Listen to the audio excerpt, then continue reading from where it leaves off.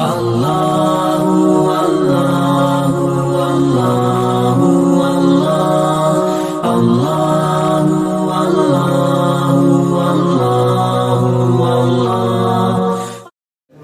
أي شيء أكبر شهادة قل الله شهيد بيني وبينكم وأوحي إلي هذا القرآن لينذركم به ومن بلغ أئنكم لتشهدون أن مع الله آلهة أخرى قل لا أشهد قل إنما هو إله واحد وإنني بريء مما تشركون صدق اللہ العظیم۔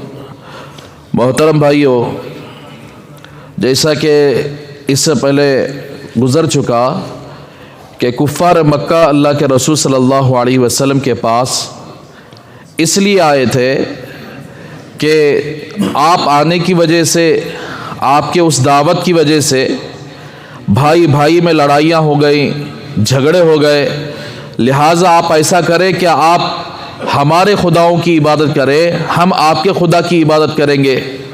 تو اللہ تبارک و تعالیٰ نے منہ توڑ جواب دیا یہاں سے کہ چاہے کفار مکہ، مشرکین مکہ اللہ کی عبادت کرے یا نہ کرے، لیکن اللہ جسے نفع پہنچانا چاہے اسے نفع پہنچا کر ہی رہیں گے، اور جسے نقصان پہنچانا چاہے اللہ نقصان پہنچا ہی کر ہی رہیں گے۔ تو اس لیے اللہ نے یہاں یہ فرما دیا کہ وَإِن يَمْسَسْكَ اللَّهُ بِضُرٍّ فَلَا كَاشِفَ لَهُ إِلَّا هُوَ، اگر اللہ تبارک و تعالیٰ کوئی نقصان پہنچائے تو فلا کاشف لہ، اس کو نقصان کو کوئی دور کرنے والا نہیں ہے مگر اللہ ہی ہے۔ تو اس لیے امت مسلمہ پر یہ یقین رکھنا چاہیے کہ نفع اور نقصان پہنچانے والی ذات اللہ ہی کی ہے، اور اللہ کے علاوہ نہ کوئی مخلوق کسی کو نفع دے سکتی ہے نہ نقصان دے سکتی ہے۔ اس سے امت مسلمہ کو یہ بھی سبق لینا چاہیے، جو لوگ کالی ڈوریاں اور ایسے طرح کے ڈنڈے جو استعمال کرتے ہیں، بہت سارے لوگ پیر میں ڈوری باندھتے ہیں۔ پیر میں ڈوری باندھنے کا مطلب کیا ہے؟ یہ کالا تاگا ان کو بچا لے گا، نظر بد سے حفاظت کرے گا۔ بعض لوگ کا ہاتھ میں اگر کالی ڈوری باندھتے ہیں، کالی ڈوری باندھنے کا مطلب یہی ہے کہ ہاتھ میں باندھنے کی وجہ سے یہ کالی ڈوری ان کی حفاظت فرمائے گی۔ تو میرے بھائیو، اسی لیے چاہے پورا جسم ڈوریاں پہن لیں، پورا جسم ڈنڈے ڈال لیں، تو اللہ تبارک و تعالیٰ نفع کے مالک ہے اور نقصان کے مالک ہے۔ تو یہ عقیدہ الگ ہے کہ لوگ یعنی کافروں کے پاس، غیر مسلموں کے پاس جا کر ڈنڈے ڈلواتے ہیں۔ نعوذ باللہ، ایک کلمہ پڑھنے والا، اس کا مطلب یہ ہے کہ ان لوگوں کو قرآن پر یقین نہیں ہے، اس کا مطلب یہ ہے کہ ان لوگوں کو اللہ کے رسول صلی اللہ علیہ وسلم کی شریعت پر یقین نہیں ہے، اس کا مطلب یہ ہے کہ انہوں نے قرآن سے اتنی دوری اختیار کی جس کی بنیاد پر ایسے لوگوں کے حوالے ہو گئے۔ بہت سارے ہمارے ساتھی یہ سناتے رہتے ہیں کہ آپ یعنی فلاں جگہ ایسا غیر مسلم آدمی جو بالکل پیشاب سے پاک بھی نہیں رہتا، ایسے آدمی کے پاس برقع پوش عورتیں جا کر یعنی وہیں پر کالی ڈوریاں اپنے چھوٹے چھوٹے بچوں سے لے کر بڑے بڑے لوگوں تک کالی ڈوریاں وہاں سے لاتے ہیں اور پیر میں باندھ دیتے ہیں۔ تو میرے بھائیو، یہ سب غلط ہے۔ نفع نقصان کا مالک اللہ ہے، اس کے علاوہ اللہ کو چھوڑ کر کوئی آدمی کسی بھی آدمی کے سامنے چلے جائے، چاہے وہ پورا کچھ بھی دے دے، نفع جب دے اللہ تبارک و تعالیٰ دینا چاہے تو دے کر ہی رہیں گے۔ اگر نقصان چاہے 100 ڈوریاں ڈال دے، اللہ نے اس کے حق میں نقصان لکھ دیا ہے، نقصان ہو کر ہی رہے گا۔ اس کے بعد اللہ تبارک و تعالیٰ یہ فرما رہے ہیں کہ کفار مکہ نے دوسرا سوال یہ کیا، تمہیں نبی ہیں کر کو کیا گارنٹی؟ آپ ہی بولتے کوئی معاملہ ہو جائے تو 2 گواہ کو پیش کرو، تمہارے نبوت کے لیے بھی ہم نہ گواہ پیش کرنا چاہیے، ان لوگوں کو گواہ نہیں پیش کرنا چاہیے جو تمہارے پیچھے چل رہے ہیں، تمہارے صحابہ کی گواہی نہیں، ان کے علاوہ عرب کے اندر جو آپ کی گواہی دینے والے ہوں وہ گواہ کو پیش کرنا چاہیے۔ ظاہر سے بات ہے، پورا عرب اللہ کے رسول کا دشمن تھا، پورا عرب یعنی ان لوگوں کا یہ پلان تھا کہ اگر اللہ کے رسول گواہ پیش نہ کریں تو ایسی صورت میں ہم اعلان کر دیں گے کہ بھائی اس کے پاس گواہی نہیں ہے تو ہم نبی ماننے کے لیے بھی تیار نہیں۔ تو اس لیے انہوں نے کہا کہ آپ کوئی بھی معاملہ کرتے تو آپ گواہ کو پیش کرو کر کو بولتے، تو آپ کی نبوت کے لیے کیا گواہی ہے؟ تو اللہ تبارک و تعالیٰ یہاں سے فرما رہے قل ای شیء اکبر شہادہ، پیغمبر آپ فرما دیجئے کون سی چیز ایسی ہے جو گواہی کے اعتبار سے بڑی ہے؟ گواہی کے اعتبار سے کون سی چیز بڑی ہے؟ قل، پیغمبر آپ فرما دیجئے گواہی دینے کے لیے لوگا نہیں، اللہ ہے۔ قل اللہ، اللہ گواہی دے گا، آپ نبی ہیں۔ اللہ اکبر! اندازہ لگاؤ کہ اللہ تبارک و تعالیٰ خود نبی کی گواہی دے رہا ہے، تو ہمارے نبی آخری نبی ہونے میں کیا شک ہے؟ کچھ لوگ قادیانی وغیرہ کیا کہتے ہیں؟ اللہ کے نبی کے بعد کسی اور کو نبی مانتے ہیں، نعوذ باللہ۔ حالانکہ اللہ کے رسول صلی اللہ علیہ وسلم آخری پیغمبر ہے، آخری نبی ہے، آپ کے بعد قیامت تک کوئی نبی آنے والا نہیں۔ شہید بینی و بینکم، اللہ گواہ ہے میرے اور تمہارے درمیان۔ کیسے گواہ؟ یہ لوگ سنے کہ اللہ تبارک و تعالیٰ بول رہے ہیں کہ گواہی کرو، گواہی کیسے؟ اللہ تبارک و تعالیٰ کیسے گواہی دیے؟ جب کفار مکہ نے شروع یعنی سورت میں آ کر، جیسا آپ سنے ہیں کہ جب کفار مکہ آ کر نبوت کی گواہی مانگے کہ آپ صحیح نبی ہیں تو چاند کے 2 ٹکڑے کروا دے، تو اللہ کے رسول صلی اللہ علیہ وسلم کے اشارے سے چاند 2 ٹکڑے ہو گیا۔ تو اللہ کے نبی کے ہاتھ میں اتنی طاقت ہے کہ جو چاند کے 2 ٹکڑے کر کے دکھا دے؟ اس کا مطلب یہ ہے کہ اللہ کی قدرت جو ہے، جو اللہ کی قدرت اللہ کے رسول صلی اللہ علیہ وسلم کو معجزے کے طور پر دے رہا ہے۔ تو گویا یہ گواہی ہوئی اللہ کے نبی کی نبوت کی۔ اور یہاں تک کہ مکی کے اندر ایک ایسا پتھر تھا جو پتھر اللہ کے رسول صلی اللہ علیہ وسلم وہاں سے گزرتے تو وہ پتھر اللہ کے رسول سے بات کرتا تھا، سلام کرتا تھا، اور اس پتھر کے بات کرنے اور سلام کرنے کی آواز بہت سارے لوگ سنے۔ تو یہ بھی آ کر آپ کے نبوت کی گواہی ہے۔ بہت سارے ایسے درخت تھے جو اللہ کے رسول صلی اللہ علیہ وسلم کو جھک کر سلام کرتے تھے۔ تو یہ سلام کرنا یہ معجزہ ہے، یہ بھی اللہ کے رسول صلی اللہ علیہ وسلم کی نبوت کی گواہی ہے، جو اللہ کی قدرت سے آ کر کیا دی جا رہی ہے۔ تو اسی طرح میرے بھائیو، اللہ تبارک یہ جتنے سارے معجزات اللہ نے اللہ کے رسول کا عطا فرمائے ہیں، یہ گویا اللہ گواہی دے رہے ہیں کہ یہ نبی ہے نا، یہ محمد صلی اللہ علیہ وسلم میرے نبی ہے، ان کو میں نبی بنا کر بھیجا گیا ہوں۔ پھر دوسری گواہی کیا ہوگی؟ وَأُوحِيَ إِلَيَّ هَذَا الْقُرْآنُ لِأُنذِرَكُمْ بِهِ وَمَنْ بَلَغَ، اور میری طرف اس قرآن کو نازل کیا گیا، لِأُنذِرَكُمْ بِهِ، تاکہ اس قرآن کے ذریعے سے میں تم کو ڈراؤں، وَمَنْ بَلَغَ، اور یہ قرآن جس تک پہنچا ہے وہ بھی آ کر کیا ہے، ان تک بھی ڈراؤں۔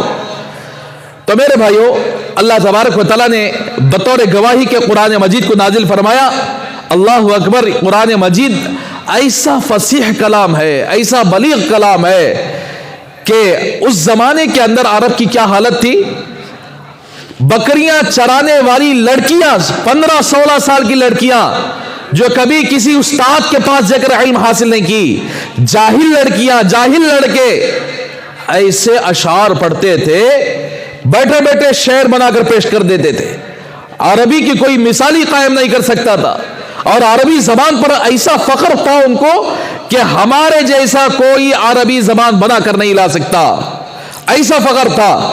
اور اس طرح پورے عرب کے اندر ایک دوسرے کو گرانے میں، ایک دوسرے کی تعریف کرنے میں بیٹھے بیٹھے اشعار بنا کر پیش کر دیتے تھے۔ تو میرے بھائیو، یہ ان کے پاس تھی۔ جب اللہ تبارک و تعالیٰ نے قرآن مجید کو نازل کر دیا تو یہ لوگ سر پھوڑ لیے، یہ کیسا کلام ہے؟ اس لیے اللہ نے جگہ جگہ قرآن مجید کے اندر چیلنج کیا، وَإِن كُنتُمْ فِي رَيْبٍ مِّمَّا نَزَّلْنَا عَلَىٰ عَبْدِنَا فَأْتُوا بِسُورَةٍ مِّن مِّثْلِهِ وَادْعُوا شُهَدَاءَكُم مِّن دُونِ اللَّهِ إِن كُنتُمْ صَادِقِينَ۔ اگر تمہیں اس قرآن کے اندر شک ہے نا، تو ایسی صورت میں ایک سورت بنا کر لاؤ، ایک سورت، تم اکیلے نہیں، پورے لوگوں کو ساتھ لے لو، جتنے عرب لوگ ہیں وہ سارے عرب والے مل کر قرآن کی ایک سورت جیسی سورت بنا کر دکھا دو، اگر تم اپنے دعوے میں سچے ہو۔ تو جب قرآن آیا ان کے سامنے، اللہ اکبر، قرآن کے سامنے ساری عربی فیل ہو گئی، ان کی سارے اشعار فیل ہو گئے، اپنی عربیت پر فخر کرنے والے سب کے سب گھٹنے ٹیک دیے۔ تو میرا حال میرے بھائیو، اسی لیے کہتے ہیں کہ امرؤ القیس ایک بہت بڑا شاعر گزرا ہے، شعر میں بڑی مہارت رکھتا تھا۔ اس کے شعر جب وہ کہتا تھا تو اس کی بہن کیا کی، امرؤ القیس کی بہن، اس کے اشعار لکھ کر کعبۃ اللہ پر لگا دی۔ یہ میرے بھائی کے اشعار کو گرانے والا کوئی کلام آج تک نہیں آیا. تو پھر اس کے بعد اللہ کے رسول صلی اللہ علیہ وسلم امراء القیس دنیا سے چلا گیا. اس کی بہن یعنی فخر کے طور پر اپنے بھائی کے اشعار پڑھتی تھی اور کہتی تھی کہ میرے بھائی کو کلام کے مارنے والا کوئی نہیں آیا. تو اللہ نے اللہ کے رسول پر قرآن نازل فرمایا. تو جب قرآن اس کے کان میں پڑا تو خود اپنے ہاتھوں سے وہ پھاڑ دی. اب میرے بھائی کو کے کلام کو مارنے والا قرآن آ چکا ہے. ایسے آ کر کیا ہے، عرب کے اندر ایسے لوگ تھے جو عربی زبان پر یعنی بڑا فخر تھا. تو دوسری گواہی کے طور پر اللہ تبارک و تعالیٰ نے قرآن کو نازل فرمایا وَأُوحِيَ إِلَيَّ هَذَا الْقُرْآنِ لِأُنذِرَكُمْ کہ میری طرف اللہ نے اس قرآن کو وحی کی، اس قرآن کی وحی کی گئی تاکہ میں اس قرآن کے ذریعے سے ڈراؤں. اس لیے رسول اللہ صلی اللہ علیہ وسلم نے ارشاد فرمایا جس آدمی تک میرا یہ قرآن پہنچ گیا گویا میں نے اسے براہ راست اسے آ کر کیا ہے تبلیغ کی. اللہ اکبر. ایک حدیث میں فرمایا گیا کہ جس تک قرآن پہنچ گیا گویا اس نے میری زیارت کی. تو اس لیے یہ درس قرآن جو صبح صبح ہو رہا ہے نا، یہ معمولی چیز نہیں ہے. قرآن میں اللہ کیا فرما رہے ہیں یہ سمجھانے کے لیے یعنی پڑھا جاتا ہے. مسلمان ہم لوگ ہیں لیکن قرآن کے اندر اللہ کیا بول رہے ہیں مسلمان کو پتا نہیں. قرآن کے اندر اللہ کیا سمجھانا چاہتے ہیں، اپنے بندوں کو کیا بولنا چاہتے ہیں یہ تک معلوم نہیں ہے.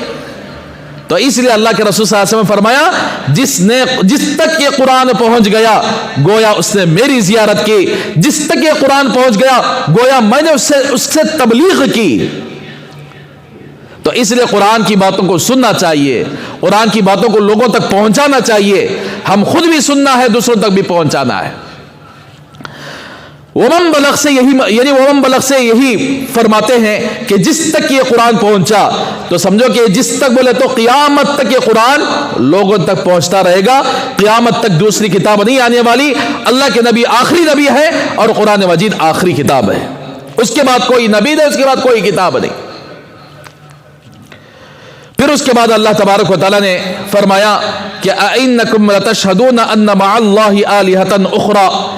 ایک حدیث کے اندر آپ صلی اللہ علیہ وسلم نے فرمایا بلغوا عنی ولو آیا. صحابہ سے فرمایا میری طرف سے تم نے ایک آیت بھی پہنچی ہے تو وہ دوسروں تک پہنچاؤ. اگر بنی اسرائیل کے لوگ تمہیں جو کچھ کہتے ہو اسے قبول کرو بشرطے کہ ان کی باتیں میری حدیث کے خلاف نہ ہو. اس سے مراد یہ ہے کہ حضرت عبداللہ ابن سلام رضی اللہ تعالیٰ جیسے بنی اسرائیل کے علماء تھے مسلمان ہو گئے اور اپنی کتاب کے مطابق کوئی باتیں کہتے تھے. بہت ساری روایت پیش کرتے تھے موسیٰ علیہ السلام کی اور عیسیٰ علیہ السلام کی. تو ایسی صورت میں ان کی باتوں کو قبول کرو جب بشرطے کہ یہ باتیں میری حدیث کے خلاف نہ ہو. تیسری بات یہ ہے کہ میری آیتوں کو دوسروں تک پہنچایا کرو اور میرے خلاف جو کوئی آدمی جان بوجھ کر جھوٹ بولتا ہے. آج کل بہت سارے احادیث لوگ بیان کرنے کے لیے بیٹھ جاتے ہیں سنی باتیں. میں فلاں بزرگ سے سنا، فلاں ان سے سنا، لیکن تحقیق نہیں ہے. ایسے بہت ساری جھوٹی احادیث لوگوں نے یعنی مشہور کر دی ہے جس کی بنیاد پر اللہ کے رسول صلی اللہ علیہ وسلم نے فرمایا جس نے میری طرف منسوب کر کے کوئی بات کہی حالانکہ وہ میں نے نہیں کہا تو اس کا ٹھکانہ جہنم میں بنا لے. اب یہاں بیان کرنے والے ادھر کی باتیں میں نے وہاں سنا، میں نے یہاں سنا. ہزاروں احادیث ایسے ہیں جو لوگوں نے بنا کر ایڈ کر چکے ہیں جسے موضوع احادیث بولتے ہیں. اسی لیے یعنی الموضوعات الکبریٰ کر کے ایک کتاب ہے جس کے اندر کتنے لوگ ایسے ہیں جو ایسی چیزوں کو، ایسے احادیث کو یعنی احادیث کے اندر گھڑ کر بنا کر اسے حدیث کے طور پر پیش کیے ہیں. مثال کے طور پر ایک مثال آپ کو دیتا ہوں. ایک صحابی ہے حضرت علقمہ رضی اللہ تعالیٰ عنہ. صحابی کا انتقال کا وقت قریب آتا ہے، ان کی زبان سے آ کر کلمہ نہیں نکلتا. اللہ کے رسول صلی اللہ علیہ وسلم صحابہ خود اللہ کے رسول خود پہنچتے ہیں، کلمہ نہیں نکل رہا ہے. تو صحابہ سے پوچھتے ہیں اس کی ماں زندہ ہے؟ ہاں زندہ ہے. اب ماں کے پاس پہنچ کر پوچھتے ہیں کہ کیا تیرے بیٹے سے تو راضی ہے؟ تو ماں کہتی ہے کہ میرا بیٹا بہت اچھا ہے، رات کی عبادت کرنے والا. لیکن بیوی کو خوش کرنے والا ماں کو ناراض کرنے والا. اب یہاں سینٹیمنٹ میں، ماں کے سینٹیمنٹ میں بہت سارے علماء اس واقعے کو ایسے پیش کرتے ہیں اور لوگ بھی بڑے مزے لے کر سنتے ہیں. بھئی ماں کی شان میں کیا زبردست، یعنی صحابی رسول کو کلمہ نصیب نہیں ہو رہا ہے. پھر اس کے بعد اللہ کے رسول بولتے ہیں کہ لکڑیاں جمع کرو، میں تمہارے بیٹے کو اس میں ڈال کر جلاؤں گا، اس لیے کہ جہنم کی آگ سے دنیا کی آگ بہتر ہے. تو ماں کہتی ہے نہیں، میرے بیٹے کو میرے آنکھوں کے سامنے جلتے ہوئے نہیں دیکھنا چاہتی. تو پھر اللہ کے نبی فرما دے معاف کر دو. تو ماں کہتی ہے میں نہیں معاف کر رہی، نہیں تو میں جلاؤں گا. تو پھر آخر مجبور ہو کر ماں معاف کر دیتی، یہاں زبان سے کلمہ نکل جاتا. نعوذ باللہ من ذالک. ایک صحابی کے سلسلے میں اس طرح کی باتیں کہ ایک صحابی اپنی ماں کو ناراض کر کے زندگی گزارے. ایک صحابی اپنے ماں کو اتنا ناراض کرتے تھے جبکہ ان کے پاس قرآن پہنچ چکا، جبکہ اللہ کے رسول کے سچے ساتھی ہیں، یہ کوئی کر سکتے ہیں ایسا. لیکن اس واقعے کو ایسا پھیلائے کہ لوگ آ کر کیا ہے بڑے مزے کے ساتھ سننے لگے، حالانکہ یہ واقعہ موضوع ہے، گڑی ہوئی چیز ہے. تو اس لیے میرے بھائیوں، کل قیامت کے دن ان واعظوں کو، ان بیان کرنے والوں کو، ان تقریر کرنے والوں کو اللہ تبارک و تعالی حاضر کریں گے اور ان کی پیٹ کی انتڑیوں کو نکال کر جہنم میں ایسے ڈالیں گے، وہ ان کی پیٹ کی انتڑیوں کے جیسے گدھا گول پھرتا ہے، اپنے پیٹ کے انتڑیوں کے گول ارد گرد وہ پھریں گے. اتنا خطرناک عذاب ہے کہ جو کوئی آدمی من گھڑت باتیں جو اللہ کے رسول کی طرف منسوب کر کے کہتا ہے، اس کے لیے یہ عذاب ہے. اسی لیے ہم تبلیغ والوں کو، دعوت و تبلیغ کرنے والوں کو کہتے ہیں کہ دائرے کے اندر رہ کر بات کرنا چاہیے، 6 صفات ہی کے اندر، اس سے آگے بڑھنا نہیں چاہیے. فضائل اعمال کے اندر حضرت شیخ نے جنہیں احادیث لکھی ہیں اس کو بیان کرنا چاہیے. اس کے علاوہ اپنی طرف سے کوئی فلاں میں نے فلاں جگہ سنا تھا، فلاں جگہ سنا تھا، بڑے بڑے ایسے جوڑ میں بہت سارے لوگ جو علماء نہیں ہوتے، علماء ہوتے تو بولے تو کچھ نہ کچھ یہ کرتے، جو علماء نہیں ہوتے ایسے لوگ بھی کیا کرتے ہیں، من گھڑت موضوع احادیث بیان کر دیتے ہیں اور وہ پورے عوام کے اندر وہ بات پھیل جاتی ہے. تو اس لیے میرے بھائیو، اللہ کے رسول نے صلی اللہ علیہ وسلم تیسری بات فرمایا، جس نے میری طرف جان بوجھ کر کسی بات کو آ کر منسوب کیا جس کو میں نے نہیں کہا، اس کا ٹھکانہ جہنم میں بنا لے. اس کے بعد اللہ تبارک و تعالیٰ فرماتے ہیں کہ اِنَّكُمْ لَتَشْهَدُونَ أَنَّ مَعَ اللَّهِ آلِهَةً أُخْرَى. اس لیے میرے بھائیو بہت ہی، یعنی یہاں بیٹھ کر جو بولا جاتا ہے یہ معمولی چیز نہیں ہے. اس کے پیچھے کتنے کتابوں کا مطالعہ کیا جاتا ہے، کتنے کتابوں کو پڑھا جاتا ہے تاکہ امت کو صحیح بات پیش کر سکے، امت کو کوئی ایسی غلط بات نہ ہو. کل قیامت کے بولنے والے کو اللہ پکڑیں گے. اِنَّكُمْ لَتَشْهَدُونَ أَنَّ مَعَ اللَّهِ آلِهَةً أُخْرَى. کیا تم گواہی کیا بے شک تم گواہی دیتے ہو کہ بے شک اللہ تعالیٰ کے ساتھ دوسرا کوئی معبود ہے؟ یعنی جب کفار مکہ آ کر اللہ کے رسول صلی اللہ علیہ وسلم کو یہ کہے کہ تم ہماری خداؤں کی عبادت کرو، ہم تمہارے خدا کی عبادت کریں گے، تو اللہ سوال کر رہے ہیں پیغمبر کیا آپ گواہی دیتے ہو کہ اللہ کے ساتھ دوسرا کوئی معبود ہے؟ قل، پیغمبر آپ فرما دیجئے نہیں، لا اشہد، میں گواہی نہیں دیتا، اس لیے کہ قل انما هو الہ واحد واننی بریء مما تشرکون. پیغمبر آپ فرما دیجئے وہ اللہ ایک معبود ہے، وہ اللہ ایک معبود ہے، وَإِنَّنِي بَرِيءٌ مِّمَّا تُشْرِكُونَ، میں برات ظاہر کرتا ہوں جس سے تم شرک کیا کر رہے ہیں. میں اس سے پہلے کہا تھا یہ سورت پورے کے پورے توحید کی سورت ہے. اللہ نے اپنی توحید کو اس طریقے سے ثابت کیا، شرک کی جڑوں کو کاٹ دیا اللہ نے اس سورت کے اندر.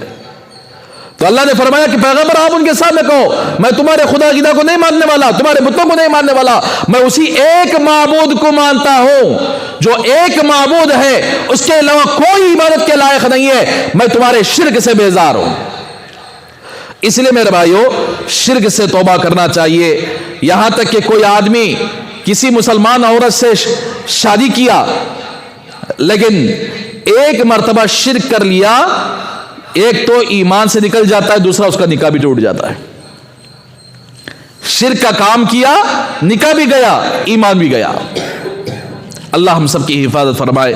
اللہ تبارک و تعالیٰ سے دعا کریں گے اللہ ہم سب کو ان باتوں پر عمل کرنے کی توفیق عطا فرمائے.